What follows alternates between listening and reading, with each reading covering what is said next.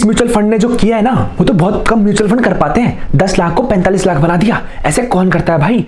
आज मैं आपको सिखाने वाला हूं कि म्यूचुअल फंड में इन्वेस्ट कैसे करते हैं और अपने मनी को ग्रो कैसे करते हैं, क्योंकि इसने लोगों के पैसे को 10 लाख से 45 लाख बना दिया, 10 करोड़ से 45 करोड़ बना दिए। तो आपके लिए जो बेस्ट सेटअप होने वाला है ना, बेस्ट ऐप जो हो सकता है, वो बेस्ट ऐप रहेगा आपके लिए ग्रो ऐप। तो आज अपन सीखेंगे ग्रो ऐप पे म्यूचुअल फंड में इन्वेस्ट कैसे करते हैं। A to Z अपन सब चीजें सीख लेंगे। क्या क्या देखना होता है किसी भी म्यूचुअल फंड में इन्वेस्ट करने से पहले, क्या क्या उसकी चीजें होती हैं, क्या क्या एग्जिट लोड होता है, क्या क्या उसके रिटर्न होते हैं, उसमें जो भी चीजें होती है ना, सब अपन चेक करने वाले हैं स्टेप बाय स्टेप। तो मेरे साथ जुड़े रहना, ठीक है? तो चलिए शुरू करते हैं। तो मैंने ग्रो ऐप ओपन कर लिया है। अब ग्रो ऐप ओपन करने के बाद देखो नीचे म्यूचुअल फंड का ऑप्शन दिया हुआ है यहाँ पे, ठीक है? तो अपन इस वाले सेक्शन में आ जाएंगे। अब ध्यान से देखना, यहाँ पे यहाँ पे लिखा हुआ है स्टार्ट SIP टुडे सबसे ऊपर। इससे नीचे देखो क्या लिखा हुआ है, पॉपुलर फंड्स। अब इसमें 5 फंड दिए हुए हैं म्यूचुअल फंड्स, ठीक है? सबसे पहला जो है ना, वो है quant small cap fund plan growth. इसमें रिटर्न्स कितने हैं 3 साल के? 33.92%। सेकंड वाला कौन सा है? Parag Parikh flexi cap fund direct growth. इसमें 3 साल में दिए 21% रिटर्न्स। थर्ड वाला कौन सा है? Quant mid cap fund direct growth.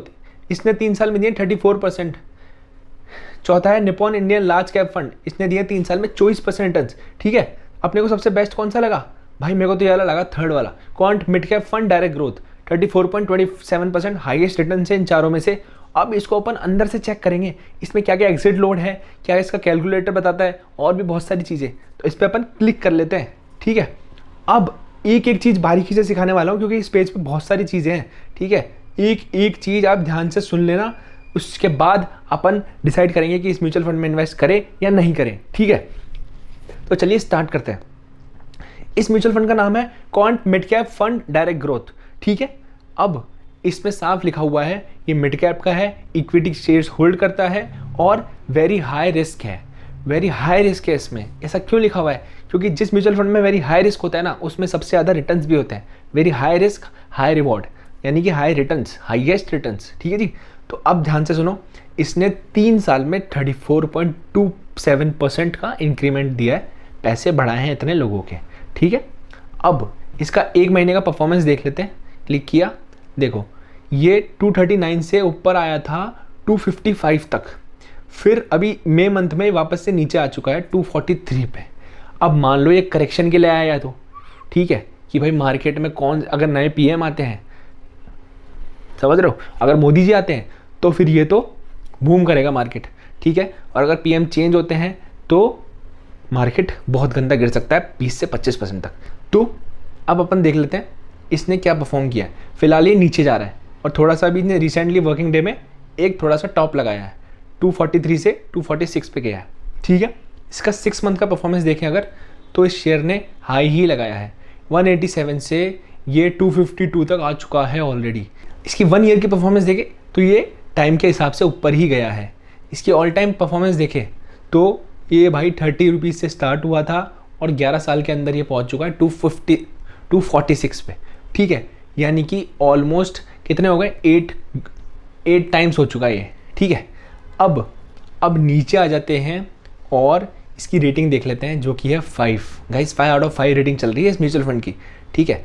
इस फंड में वेरी हाई रिस्क है, लेकिन इसकी रेटिंग 5 चल रही है, यानी कि इसने लोगों को अभी तक अच्छे रिटर्न्स दिए हैं पिछले 3 से 5 साल में, तो ये बेस्ट है। इस फंड का साइज़ है 6,920 करोड़ रुपए, यानी इस फंड में शेयर्स के थ्रू इतने इन्वेस्टेड हैं, ठीक है?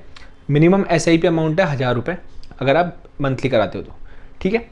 अब अपन रिटर्न कैलकुलेटर की बात कर लेते हैं, जो यहाँ कि नीचे ऑप्शन है, इधर आ जाते हैं। अब देखो यहाँ पे 2 ऑप्शन है, मंथली SIP और one time SIP। Monthly SIP की अगर बात करें तो मंथली SIP मिनिमम है 500 रुपये पर मंथ, यानी आप हर महीने 500 रुपये डालोगे तो आपके साल में कितने इन्वेस्ट हो जाएंगे गाइस? 6000 रुपये।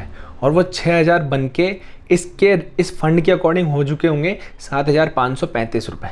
ये होता है मिनिमम। अब मान लो आप मंथली डाल रहे हो 10,000 रुपये, ठीक है? तो आप साल में कितने डाल चुके होंगे? 1,20,000 रुपये, जो कि बन के हो जाएंगे 1,50,000 रुपीज़। इस फंड के परफॉर्मेंस के अकॉर्डिंग अभी बात कर रहे हैं। ये होता है guys monthly SIP। Monthly SIP में returns comparing to one time कम होते हैं थोड़े, ठीक है? अब इसका 3 साल का देख लेते हैं। देखो 10,000 आप पर मंथ डाल रहे हो, मान लो आपने साल में कितने डाल दिए? 1,20,000, और 3 साल में कितने डाल दिए? 3,60,000। 3,60,000 बन के हो जाएंगे 5,70,908 रुपये 3 साल के अंदर, ठीक है? और 5 साल का अगर चले तो 5 साल में आपने कितने डाल चुके होंगे आप? एक साल में अगर 1,20,000 डाल रहे हो तो 5 साल में आप कितने डाल चुके हो? 6 लाख रुपए। और वही 6 लाख रुपए आपके बन के हो गए हैं 14,78,000 रुपये।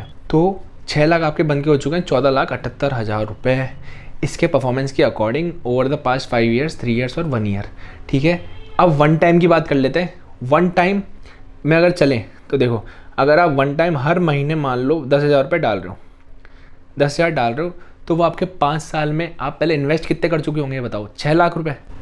मान लो आपने एक साल में 1 लाख रुपये डाल दिया, अब वो आपका 1 लाख 5 साल में पता है कितना हो जाएगा? 4,57,000।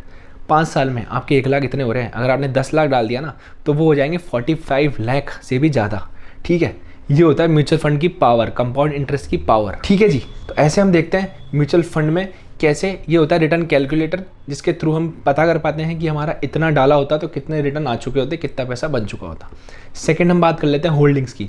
इसका मतलब ये है कि कौन कौन से स्टॉक होल्ड किए हुए हैं जिसकी वजह से इतना ग्रोथ कर रहा है। तो सबसे पहला जो स्टॉक है वो है रिलायंस का, रिलायंस इंडस्ट्रीज। सेकंड जो स्टॉक है वो है ऑरोबिंदो। ठीक है, थर्ड स्टॉक जो है वो है लिंडे इंडिया। और ये सारे स्टॉक्स इन्होंने होल्ड किए हुए हैं। अब जैसे जैसे ये स्टॉक्स परफॉर्म करते हैं ना, वैसे वैसे ये फंड परफॉर्म करता है, ऊपर नीचे उसी अकॉर्डिंग जाता है। ठीक है, इसने 35 स्टॉक होल्ड किए हुए हैं जो कि इसकी एसेट्स हुई एक तरीके से। नाउ रिटर्न्स एंड रैंकिंग की बात कर लेते हैं।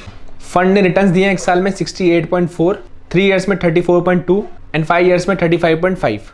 ठीक है, कैटेगरी एवरेज है एक साल में 49%, 3 ईयर्स में 24% और 5 ईयर्स में 23%। रैंक इन कैटेगरी है एक साल में 3 ईयर्स में 2 और 5 साल में 1 नंबर पे है ये। ठीक है, अब बात कर लेते हैं सिमिलर फंड्स की, यानी कि इससे मिलता जुलता फंड और कौन कौन से हैं। तो जिसमें आ रहे हैं सबसे पहले मोतीलाल ओसवाल, जिसके 3 ईयर्स के रिटर्न है 37%, जो इससे भी ज़्यादा है, ये खुद सेकंड नंबर पे आ रहा है। फिर आता है निपॉन इंडिया, फिर आता है HDFC मिड कैप और फिर आता है कोटक इमर्जिंग इक्विटी। ठीक है, अब अपन बात कर लें अगर expense ratio and exit load की, तो इस पर एक्सपेंस रेशियो है 0.62% इंक्लूसिव ऑल जीएसटी भी इसमें इंक्लूडेड है। एग्जिट लोड है इसका 0.50%। If redeemed with in 3 months, अगर 3 महीने के अंदर अंदर निकाल लेते हो तो आपको 0.50% रिटर्न्स पे आपको एग्जिट लोड भी देना पड़ेगा, इतना अमाउंट देना पड़ेगा। ठीक है, यानी कि अगर आपके 1 लाख का प्रॉफिट हुआ है तो आपको 0.50% यानी कि 5,000 रुपये उस पर एग्जिट लोड देना पड़ेगा। ठीक है जी, 1 लाख का 1% कितना होता है? 1,000, 500 रुपये देने पड़ेंगे आपको। ठीक है, एग्जिट लोड। ठीक है, अब बात कर लेते हैं स्टैम्प ड्यूटी की, जो आपको देनी पड़ेगी 0.005%, जो कि और भी कम है। टैक्स इम्प्लीकेशंस, टैक्स लगता है इस पर 15% अगर 1 साल से पहले आप इसको निकाल लेते हो तो। और यू आर रिक्वायर्ड टू पे LTCC टैक्स देना पड़ता है 10% 1 लाख से ज़्यादा के रिटर्न्स पे। ये हो गया इसका expense ratio and exit load. अब बात कर लेते हैं फंड मैनेजमेंट की, जो कौन मैनेज कर रहा है। तो संजीव शर्मा है जो इस फंड को मैनेज कर रहे हैं, वासव सहगल है और अंकित पांडे है। अगर इनके बारे में भी जानना हो तो व्यू डिटेल्स में जा सकते हो आप और इनके बारे में पता कर सकते हो कि क्या क्या करते हैं, क्या इनका काम है। अब बात कर लेते हैं fund house and investment objective की, मतलब फंड इसकी क्या रैंक है और इसके टोटल एसेट्स अंडर कितने किए हैं इसने, वो सारा यहाँ पे बताएगा। कि इसकी रैंक है 34 इन इंडिया और टोटल एसेट्स है इसके अंडर में 77,000 करोड़ के, और डेट ऑफ इनकॉर्पोरेशन है 1996। ठीक है, 15 अप्रैल 1996। तो ये हो गया इस फंड के बारे में सारी इन्फॉर्मेशन जो हमने रिसर्च कर लिया है। ठीक है, अब बात करते हैं कि इसमें इन्वेस्ट कैसे करें। अब ध्यान से सुनो, अगर आपको मंथली इन्वेस्टमेंट करना है और आपका अमाउंट, आपकी कैपिटल थोड़ी कम है, यानी कि 500 हज़ार ही आपको हर मंथ डालना है, तो आप करो मेरे सजेशन के थ्रू स्टार्ट SIP। यहाँ पे ऑप्शन है स्टार्ट SIP पे जाके, ठीक है, जाओगे तो अब यहाँ पे आपसे अमाउंट पूछेगा। आपको मान लो आपको हर महीने 1,000 रुपये डालना है, तो यहाँ पे 1,000 पे क्लिक कर देना। अब यहाँ पे SIP डेट आ रही है, तो ये आपको चूज़ करनी है कि हर महीने आपके बैंक से किस डेट को अपने आप पैसा कट जाए 1,000 रुपये और वो इन्वेस्ट हो जाए। तो यहाँ पे आप 10 तारीख चूज़ कर लेना और अपडेट कर लेना। अब आपके बैंक से हर महीने की 10 तारीख को अपने आप पैसा कट जाएगा, इन्वेस्ट करने की आपको ज़रूरत भी नहीं है। ठीक है, अब स्टार्ट SIP पे क्लिक करोगे तो यहाँ पे बैंक अकाउंट से पैसे कनेक्ट करने को बोलेगा, ऐड करने को बोलेगा। बस आप ऐड कर लेना और इन्वेस्ट पे क्लिक कर देना।